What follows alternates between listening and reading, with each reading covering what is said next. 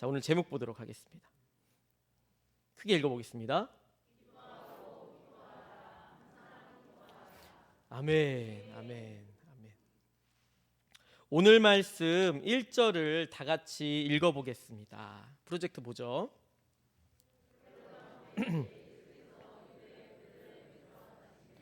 동방으로부터 박사들이 예루살렘에 이르러 말하되. 아멘. 여기서 그 유명한 동방 박사가 등장하는데, 이 동방 박사에 대해서는 아주 다양한 설들이 있죠. 점성술가라는 말도 있고, 신비한 천사들이라는 말도 있고 많은데, 근데 저는 여러 가지 이 설 중에 이들이 구약 시대 때 바벨론의 포로로 잡혀갔던 이스라엘 민족의 후예라는 가설을 가장 타당하게 봅니다.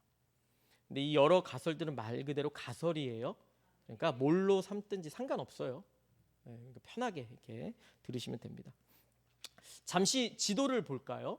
제가 왜 그렇게 생각하는지 한번 지도 보시죠. 네, 나오죠. 약속의 땅인 가나안 땅에서 화살표가 어디로 돼 있죠? 동쪽에 있는 바벨론과 아수르로 돼 있죠. 다음 우리 표도 좀 그림도 보여주시겠습니까? 네, 이러니까 조금 이해가 쉽죠?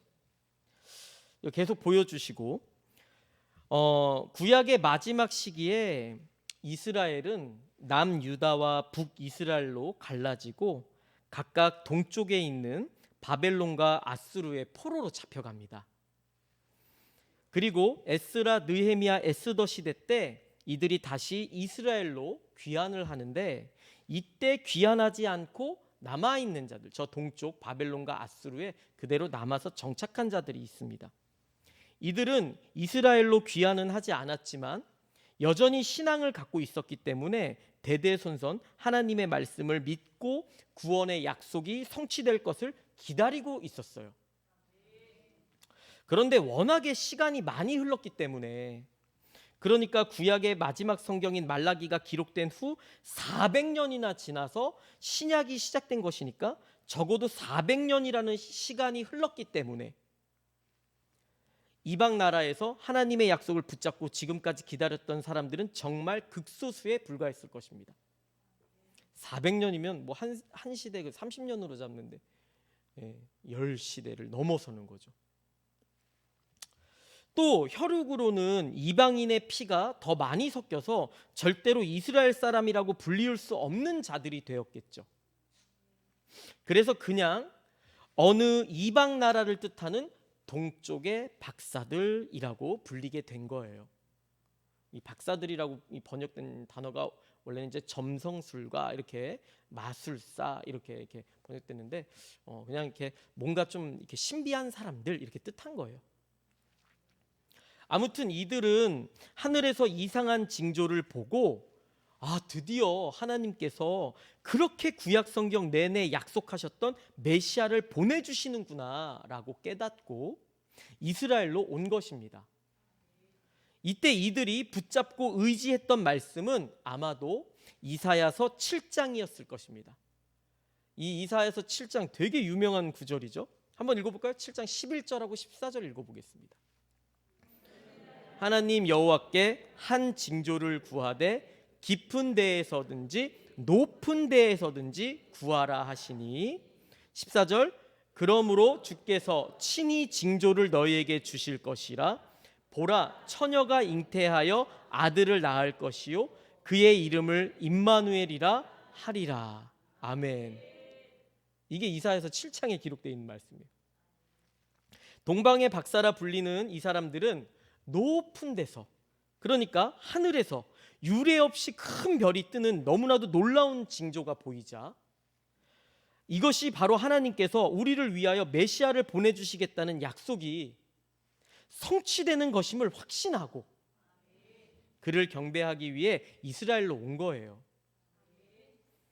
그리고 이들은 당연히 하나님께서 당신의 백성을 구하기 위해 보내신 메시아가 오는 것이기 때문에 그의 백성들이 왕으로 영접할 줄 알고, 너무 순진했던 거죠. 또 이러한 사실을 온 이스라엘이 이미 다 아는 줄 알고 이스라엘의 수도인 예루살렘의 왕궁으로 간 거예요. 말씀을 몰라서 간 게 아니에요. 간 거예요. 당연한 거 아니야, 그러고서. 마태복음 2장 2절, 오늘 말씀 2절 읽어볼까요? 시작. 유대인의 왕으로 나신 이가 어디 계시냐?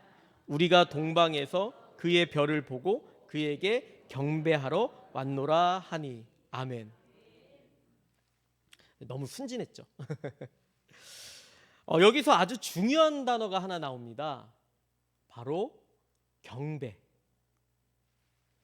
여러분, 우리 주님이신 예수님께서는 이 땅에 오시 우리 주님이신 예수님께서 이 땅에 오시면 당연히 우리는 무엇을 해야 돼요?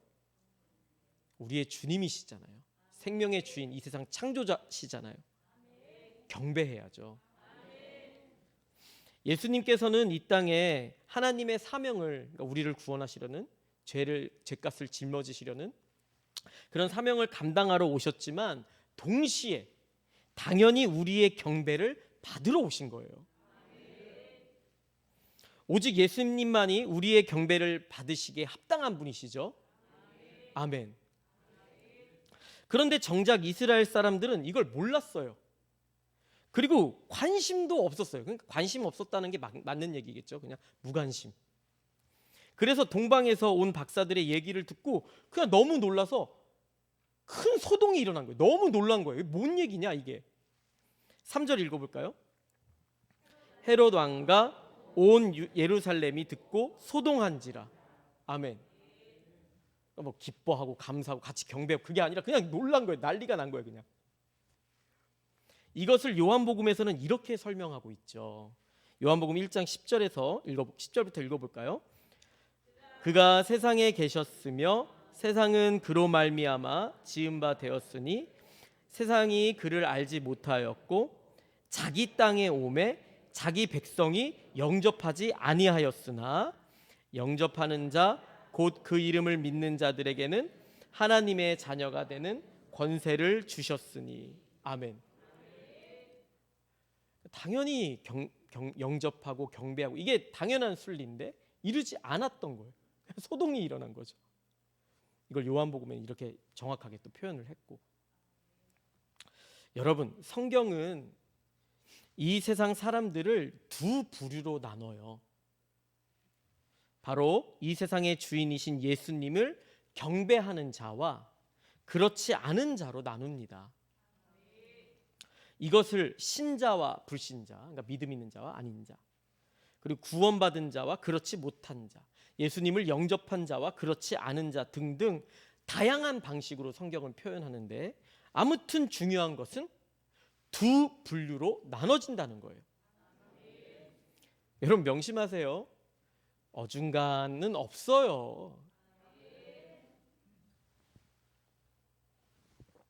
어중간은 없어요. 어중간하다는 건 있을 수 없는 일이죠. 그러니까 어중간하다고 느끼면 빨리 회개하고 돌이키셔야 돼요.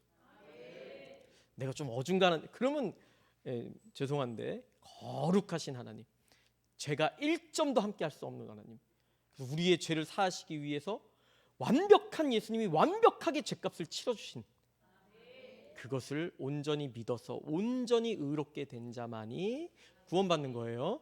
그러니까 어중간은 점을 많이 찍은 거예요. 획을 많이 긋은 거예요. 절대 거룩하지 못한 거예요. 아셨죠? 어중간은 없습니다. 예수님께서 이 땅에 오시면서 이것이 더욱 명확해진 거예요. 세상은 어떤 지역으로, 인종으로 또는 혈육으로 다양하게 나뉘는 것이 아니라 하나님께서 구원자로 보내신 예수님을 경배하는 자와 그렇지 않은 자로 나뉜다고 오늘 본문에서 명확하게 보여주고 있는 거예요. 출생이 유대 지역 이스라엘이라, 출생이 교회 안에서 태어났다고 아니라고요. 멀리서 400년이나, 최소 400년이나 지나서 하나님에 대해서 가물가물, 그런데 그 말씀을 믿고 의지했던, 그래서 극소수밖에 남지 않았던 그 사람들이 오히려 와가지고 예수님을 경배한다고요. 아멘. 그걸 명확하게 보여주는 거예요. 그리고 여러분, 더 나아가서 예수님을 믿는 자는 유대인이나 이방인이나 지위 고하 남녀노소를 막론하고 모두 하나라고까지 성경은 표현하죠. 그러니까 두 분류인데 예수님을 믿는 자들은 하나다. 말씀 읽어볼까요? 갈라디아서 3장 28절. 종이나 자유인이나 남자나 여자나 다 그리스도 안에서 하나이니라. 아멘. 넌 여기 지역 출신, 넌 남자, 넌 여자, 넌 높고 낮고, 넌 사장, 직원, 아니에요. 뭐 인간끼리 뭔가를 하기 위해서 뭐 이렇게 실용적으로 뭐 좀 나눌 수는 있겠지만 하나님이 보시기엔 딱 두 분류예요. 아멘. 예수님을 믿는 자, 예수님을 경배하는 자, 그렇지 아니하는 자. 예수님 믿기 때문에 예수 그리스도를 머리로 해서 한 몸을 이룬 자, 그렇지 않은 자. 여러분, 어떤 자가 예수님을 믿고 경배하는 자고 어떤 자가 예수님을 경배하지 않는 자일까요? 이게 기준이 뭘까요? 조금씩 답이 들리긴 하는데 그냥 말로만 저 예수님 믿어요, 예수님 경배해요 하면 되는 걸까요? 당연히 아니죠. 그럼 뭐가 기준이에요? 그렇죠. 바로 하나님의 말씀을 믿느냐 안 믿느냐로 결정되는 거예요. 뭐 남은 속일 수 있겠죠. 근데 하나님 못 속여요. 진짜 하나님의 말씀을 믿느냐 안 믿느냐. 하나님의 말씀을 정말로 믿고 의지한다면 그 사람은 분명 예수님을 경배하는 자예요. 오늘 말씀 보세요. 비록 이스라엘의 순수 혈통은 아니기에 이방인이라고 불릴 수밖에 없는 동방의 이름 모를 박사들은 하나님의 말씀을 계속해서 믿고 의지했기 때문에 결국에는 예수님께서 오실 때 말씀대로 하늘의 징조를 발견하고 예수님을 알아보고 기뻐했습니다. 오늘 말씀 9절에서 11절 읽어볼까요?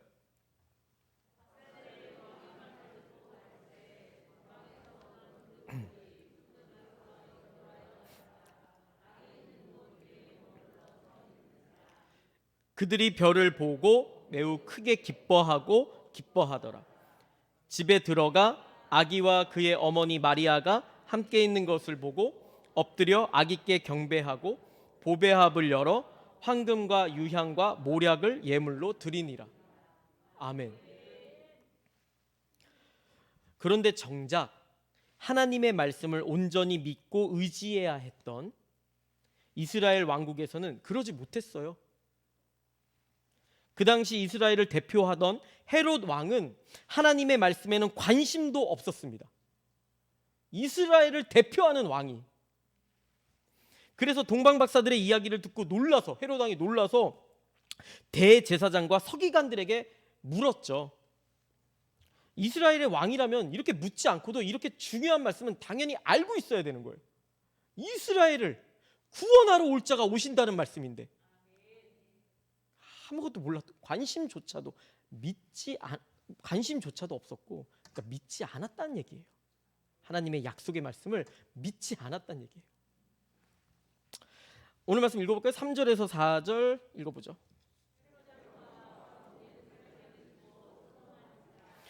왕이 모든 대제사장과 백성의 서기관들을 모아 그리스도가 어디서 나겠느냐 물으니.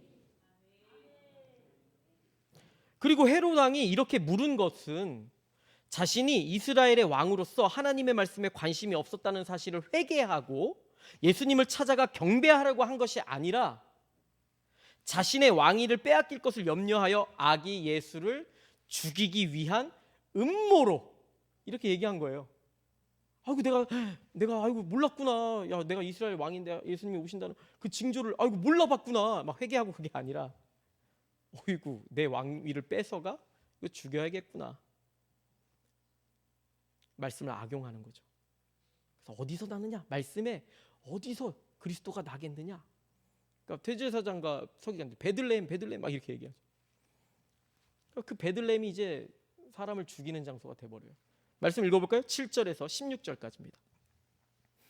이에 헤롯이 가만히 박사들을 불러 별이 나타난 때를 자세히 묻고 베들레헴으로 보내며 이르되 가서 아기에 대하여 자세히 알아보고 찾거든 내게 고하여 나도 가서 그에게 경배하게 하라.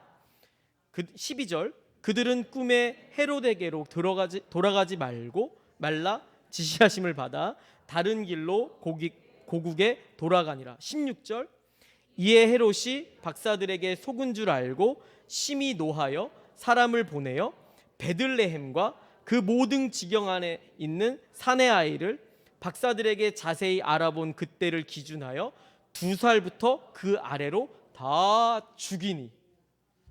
아멘. 하나님의 말씀 이렇게 악용하는 자들 많아요. 그런데 더 가관인 것은 하나님의 말씀을 날마다 연구하며 알고 있다고 하는 대제사장과 서기관들이 말씀은 알고 있었지만 정작 그 말씀을 온전히 믿고 의지하지 않고 있었다는 사실입니다. 그것을 어떻게 알 수 있냐면 멀리 동방에서 이방의 박사들이 이스라엘 땅 바로 위에서 펼쳐지는 하늘의 징조를 보고 이것이 바로 이사야서 말씀의 성취구나 하면서 찾아올 정도였는데, 그렇게 명확했는데 정작 그 하늘 바로 아래에 있던 대제사장과 서기관들은 대수롭지 않게 여긴 거예요. 자신들을 구원할 메시아가 올 것이라는 기대 자체를 안 했기 때문이죠. 즉 하나님의 약속의 말씀을 믿지 않았던 거예요. 그러고 보니까 이 시대의 대제사장과 서기관들은 살만했던 것 같아요. 종교적으로 이제 군림하면서. 지금도 목사들이 그럴 수 있어요. 저도 마찬가지입니다. 아무런 긴장감 없이 주님 오실 날 기대하지 않고 성도들이 열심히 섬겨주시니까. 근데 우리 다 마찬가지예요. 관심 없다면 똑같아요. 대제사장이나 서기관들이나 그 왕이나 모든 이스라엘 사람들 다 마찬가지인 거예요. 아무튼 하나님의 약속의 말씀 기대 자체를 안 했어요. 그러니까 말씀을 믿지 않았던 거예요. 구약의 말씀 그렇게 연구하는데 믿지 않으면 끝나는 거예요. 말씀 연구해봤자 믿지 않으면 끝나는 거예요. 그래서 동방의 박사들이 찾아오고 나서야 뒤늦게 말씀을 막 찾아보죠. 여러분 또 이렇게 말씀을 찾아본 것도, 대제사장과 서기관들이 이렇게 말씀 찾아본 것도 말씀을 믿으려고 찾은 게 아니기 때문에 결국 이 귀한 말씀을 가지고 예수님을 위협하는데 또 어린 생명들을 죽이는데 사용하는 어리석은 일에 동참하게 됩니다. 헤롯 왕한테 알려주잖아요. 베들레헴. 지식적으로만 알려줘. 거기 가서 다 죽이는 거예요. 그러지 마라. 여기 진짜 예수님 이거 믿어야 된다. 이렇게 알려주는 게 아니라 자기 목숨은 건져야 되니까 대제사장과 서기관. 그럼 목숨 걸고 헤롯 왕한테 얘기해야죠. 그게 참 선지자죠. 아멘? 여러분 다 떠나도 얘기해야 할 건 해야겠어요. 제가 그래야 돼요. 사실은 떠나지는 마세요. 어디 가서 요즘 시대 다 암울해서 교회 잘못 만나면 큰일 나요. 그럼 우리 교회는 괜찮냐? 괜찮아지려고 회개하고 기도하고 노력해야 돼요. 여러분 조금만 방심하면 일 나는 거예요. 자, 아무튼 그렇게 동참하게 돼요. 한번 읽어볼까요? 4절부터 16절까지 다시 읽어볼게요. 오늘 말씀.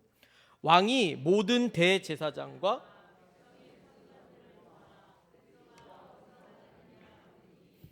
이르되 유대 베들레헴이오니 이는 선지자로 이렇게 기록된 바 또 유대 땅 베들레헴아 너는 유대 고을 중에서 가장 작지 아니하도다. 내게서 한 다스리는 자가 나와서 내 백성 이스라엘의 목자가 되리라 하였음이니이다. 이에 헤롯이 가만히 박사들을 불러 별이 나타난 때를 자세히 묻고 베들레헴으로 보내며 이르되 가서 아기에 대하여 자세히 알아보고 찾거든 내게 고하여 나도 가서 그에게 경배하게 하라. 베들레헴 지식적으로는 알죠. 16절 이에 헤롯이 박사들에게 속은 줄 알고 심히 노하여 사람을 보내어 베들레헴과 그 모든 지경 안에 있는 사내 아이를 박사들에게 자세히 알아본 그때를 기준으로 하여 2살부터 그 아래로 다 죽이니. 와, 하나님의 말씀이 참 이렇게 쓰이네요. 그죠? 이렇게 말씀은 알고 있지만 믿지 않으면 그 말씀을 자신들의 욕망을 채우는 데만 사용하는 어리석은 자들이 됩니다. 말씀은 믿어야 되는 거예요. 그리고 모든 말씀을 믿어야 돼. 몇 구절 아니에요. 당연히 모든 말씀 가운데 이렇게 믿는 거 몇 구절을 믿는 거지. 모든 말씀 믿지 않고, 나를 고쳐주는 말씀 믿지 않고, 나를 바로 세우고, 내가 오히려 듣기 싫어하는, 내가 죄인임을 깨닫게 하는 그 말씀 듣지 않고 이상한 것만 막 찾아서 그러면 난리 나는 거예요. 여기서 정리가 되죠. 누가 예수님을 경배하는 자입니까? 누가 예수님을 믿고 영접한 자입니까? 누가 구원받은 자입니까? 여기 교회 예배당 나오면요? 아니에요. 바로 하나님의 말씀을 정말로 굳게 믿고 의지한 자예요. 그러면 누가 예수님을 경배하지 않는 자예요? 누가 예수님을 믿지 않고 영접하지 않은 자입니까? 누가 구원받지 못할 자입니까? 하나님의 말씀에는 관심도 없고, 혹 하나님의 말씀을 배워서 알긴 알지만 굳게 믿고 의지하지 않는 자예요. 여러분, 여기 모인 여러분은, 저와 여러분은 어디에 속한 자입니까? 하나님의 말씀을 굳게 믿고 의지하는 자에 속합니까? 아니면 하나님의 말씀에는 관심도 없고, 혹 하나님의 말씀을 어느 정도는 알긴 알지만 굳게 믿고 의지하지 않는 부류에 속하십니까? 지금 제가 나눈 이 경계를 우습게 생각하시면 안 돼요. 여러분이 아무리 교회 예배당에 자주 나온다 하더라도, 어느 교회에 소속되어서 어떤 활동을 하고 있다, 종교적인 활동을 하고 있다 하더라도 진정으로 하나님의 말씀에는 관심도 없고, 말씀을 알긴 알지만 굳게 믿고 의지하지 않고 있다면 여러분은 예수님을 경배하는 자가 아니에요. 오히려 헤롯 왕과 그 휘하의 사람들처럼 자신들의 욕망에 하나님의 말씀을 악용하는 어리석은 자들일 뿐이에요. 실제로 이런 경우가 얼마나 많아요, 여러분. 자신이 교회에 출석한 지 오래되어서 말씀을 조금 알고 있다고 믿음이 있는 줄로 착각하는 사람들이 얼마나 많습니까? 좀만 다니면 장로 직분 달래요. 안 주면 나가요. 여러분, 그렇게 나간 사람 굉장히 많아요. 우리 교회 꽤 오래 다녔는데 왜 안 보이지? 거의 장로 직분 안 준다고 나가는 사람도 있어요. 네, 그런 사람 많아요. 제가 실제로 많이 경험해가지고, 여러분 진짜 저도 거기에 앉아서 들을 때는 진짜 깜짝, 실제로 목회해 보니까 와우. 내가 교회 다닌 지 벌써 20년인데 10몇 년인데 왜 저 사람은 주면서 나는 안 줘? 목사가 보기에 기준이 있어요. 근데 순종할 생각도 없고 그냥 기분 나쁘다 이거예요. 아무것도 따를 생각이 없는 거예요. 예, 제가 더 말하지 않겠습니다. 떠오르는 것들이 많은데, 자신이 교회에 출석한 지 오래돼서 말씀을 조금 알고 있다고 믿음이 있는 줄로 착각하는 사람들이 얼마나 많아요. 물론 믿음의 요소 중 하나가 지식이긴 합니다. 그러니까 무엇을 믿는지 알아야 되잖아요. 그러나 지식만 가지고 믿음이 완성되는 게 절대로 아니에요. 하나님의 말씀을 지식적으로 알면 그 말씀에 반드시 동의해야 하고, 그 말씀에 반드시 내 삶을 던져야 합니다. 즉 그 말씀을 신뢰하기 때문에 순종하죠. 연약해서 불순종했다면 회개하고 돌이키고 성령의 능력을 구하죠. 내 안에서 역사하시는 성령을 따라 행하게 해달라고, 순종하게 해달라고 그렇게 기도하죠. 근데 그런 거 다 안 하고 그냥 뭐 좀 안다고, 제대로 아는 것도 아니에요. 대화해보면 제대로 아는 것도 아니에요. 이단처럼 알아요. 목사 좀 잡아주려고 하면 듣지도 않고. 제 목소리를 좀 낮추겠습니다. 죄송합니다. 화난 거 아니에요, 여러분? 화난 거 아니에요. 왜 화를 냅니까? 이것이 진정한 믿음이에요. 지식, 동의, 신뢰. 신뢰는 순종이죠. 이게 진정한, 이게 갖춰져야 진정한 믿음이고. 이렇게 하나님의 말씀을 믿는 자만이 예수님을 진정으로 경배하는 자가 되는 거예요. 우리 성도님들은 말씀을 조금 안다고 자신이 믿음 있다고 착각하는 어리석은 사람이 아니라 하나님의 말씀을 진정으로 믿기 때문에 그 말씀에 자신의 삶을 던지며 진정으로 예수님을 경배하는 자들이 되길 소망합니다. 동방 박사들처럼, 이름 없는 이방인처럼. 아멘. 헤롯 왕은 성경에 이름도 기록됐네. 그러면 뭐 하냐고요. 아멘.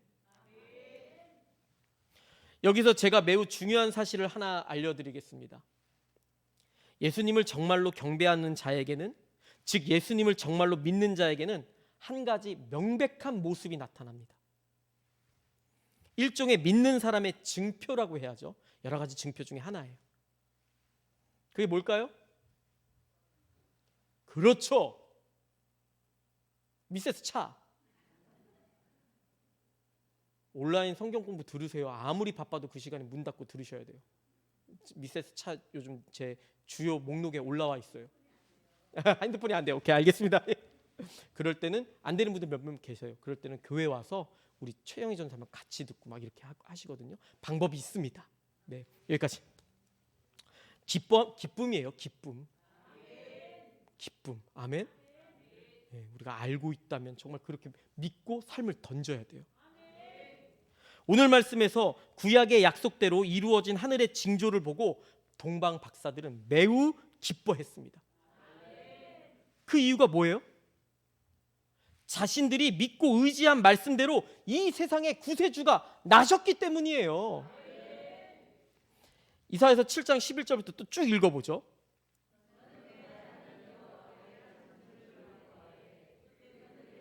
높은 데에서든지 구하라. 그러므로 주께서 친히 징조를 너희에게 주실 것이라. 보라, 처녀가 잉태하여 아들을 낳을 것이요 그의 이름을 임마누엘이라. 아멘. 마태복음 1장 21절. 아들을 낳으리니 이름을 예수라 하라. 자기 백성을 그들의 죄에서 구원할 자이심이라. 23절. 보라, 처녀가 잉태하여 아들을 낳을 것이요 그의 이름은 임마누엘이라 하리라 하셨으니 하나님이 우리와 함께 계시다 함이라. 마태복음 2장 9절. 오늘 말씀 9절.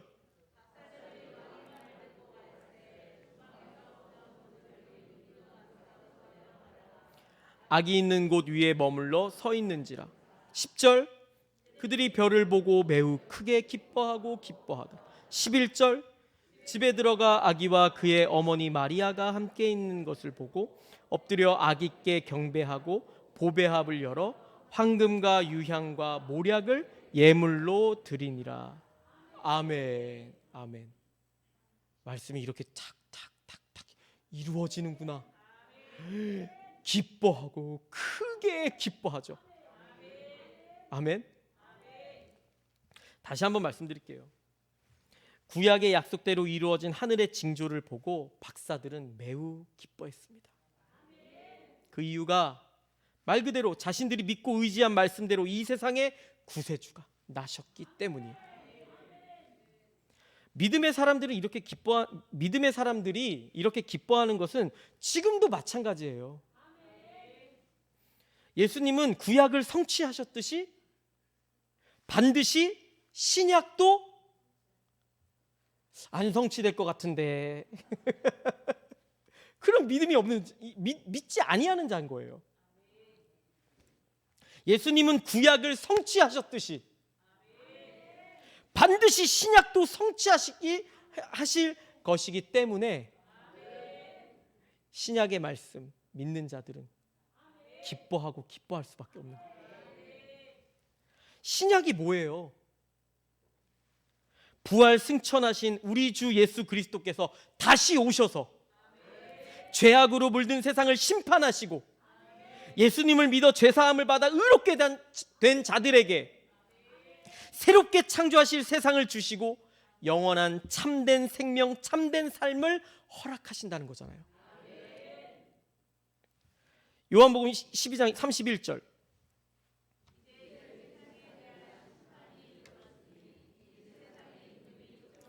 마태복음 25장. 로마서 3장.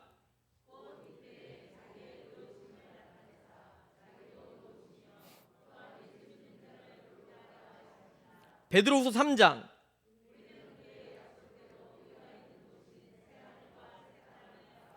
마지막 요한계시록 22장.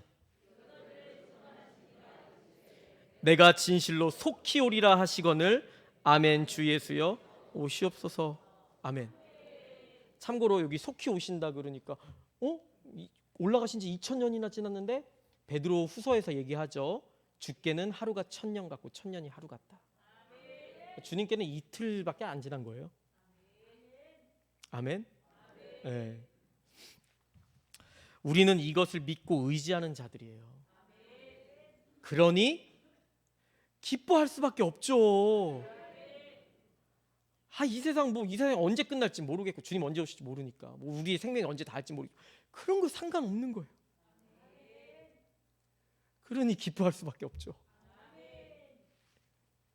구약, 즉 옛 하나님의 약속은 우리를 죄에서 구원하실 메시아가 이 땅에 오신다는 약속이었고 이것은 예수님으로 인해 성취되었습니다. 그래서 이것을 굳게 믿고 의지한 동방의 박사들은 이 말씀이 성취될 때 크게 기뻐하고 기뻐했던 거예요. 신약, 새로운 약속이에요. 약속. 신약, 즉 새 하나님의 약속은 예수님께서 다시 오신다는 약속이고 아직 성취되지는 않았지만 반드시 성취될 것을 믿고 기뻐하는 자들이 바로 우리들이에요. 우리 주님께서는 구약을 성취하셨듯이 반드시 신약도 성취하실 것이기 때문이에요. 아멘. 그게 믿는 자들이에요. 그걸 믿는 게 우리예요, 우리. 데살로니가전서 보면은 항상 기뻐하라는 말씀이 나옵니다. 한번 읽어볼까요? 기뻐하라. 아멘. 여러분, 죄악으로 물든 이 세상에서 죄와 사망이 지배하는 저주의 이 세상에서 어떻게 우리가 항상 기뻐할 수 있어요? 이게 과연 가능한 겁니까? 조금 좀 차 피해 가고 이렇게 좀 안타까운 일 피해 가면 그럼 기쁜 거예요? 두려워서 벌벌벌 떨지 않아요? 죄와 사망이 지배하는 이 세상. 여기서 어떻게 우리가 항상 기뻐할 수 있냐고요? 이게 과연 가능한 거냐고요? 당연히 가능하죠. 당연히 가능하죠. 이 세상에서 아무리 모진 박해와 핍박을 당해도 고난과 역경이 몰려와도 코로나 얘기해볼까요? 코로나로 인해서 피해보고 상처받고 우울하고 답답해도 결국 우리 주님께서 다시 오셔서 이 세상을 심판하시고 새롭게 창조하셔서 예수님을 믿는 자들이 영원히 인간답게 제대로 마음껏 이게 너무 마음껏 아담과 하와가 선악과 따먹기 전에 진짜 마음껏 살았듯이 그리고 가치 있고 보람되게 살았듯이 그렇게 살아가게 하실 것을 믿기 때문에 이 하나님의 약속을, 이 하나님의 말씀을, 이 하나님의 뜻을 믿기 때문에 이걸 생각할 때마다 항상 기뻐할 수밖에 없는 거예요. 여러분, 예수님 없으면 희망 없어요.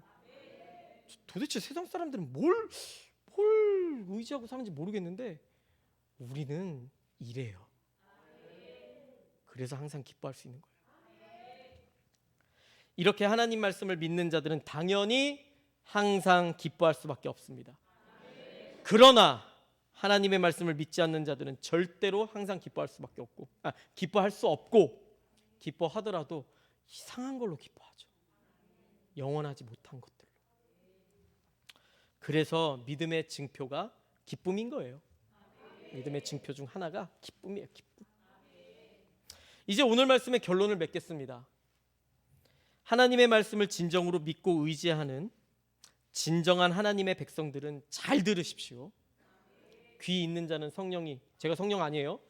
성령님께서 하시는 그 말씀 들을지어다. 구약을 온전히 성취하신 예수님은 반드시 신약도 온전히 성취하십니다. 이 땅에 우리를 구원하러 오신 예수님은 반드시 다시 오셔서 세상을 심판하시고 우리에게 새 하늘과 새 땅을 주십니다. 그러니 항상 기뻐하십시오. 동방의 박사들은 구약이 성취되는 순간에야 비로소 기뻐할 수 있었습니다.